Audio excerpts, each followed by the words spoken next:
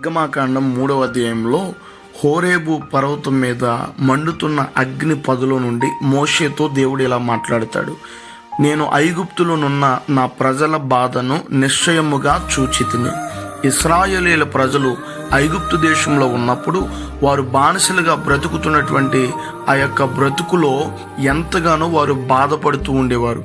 ఆ బాధను ఎవరు చూశారు అనంటే ఆకాశమందున్న దేవుడు చూశాడు.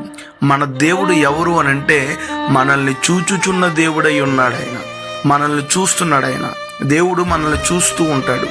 ఆయన ఎక్కడున్న వారిని ఆయన చూస్తాడు. మంచి చేసిన వారిని ఆయన చూస్తాడు, చెడు చేసిన వారిని కూడా ఆయన చూస్తాడు.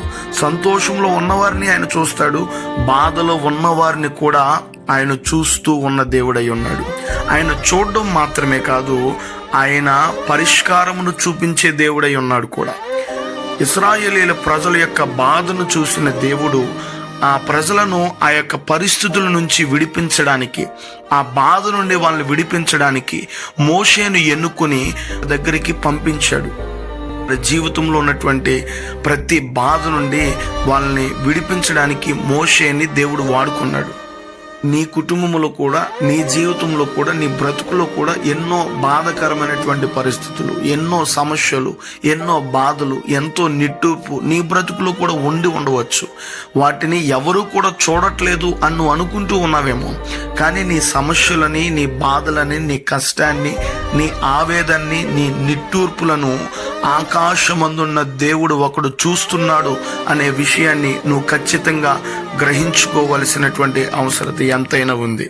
పాత నిబంధనలో అరణ్యంలో అటు ఇటు తిరుగుతున్న హాగర్ను దేవుడు చూశాడు. ఆ హాగర్ ఈ పేరు పెడుతుంది, చూచుచున్న దేవుడు అని. క్రొత్త నిబంధనలో బెతస్దా కోనేటి వద్ద 38 సంవత్సరాల నుంచి లేవలేక ఉన్నటువంటి ఆ పరిస్థితుల్లో ఉన్నటువంటి వ్యక్తిని దేవుడు చూశాడు.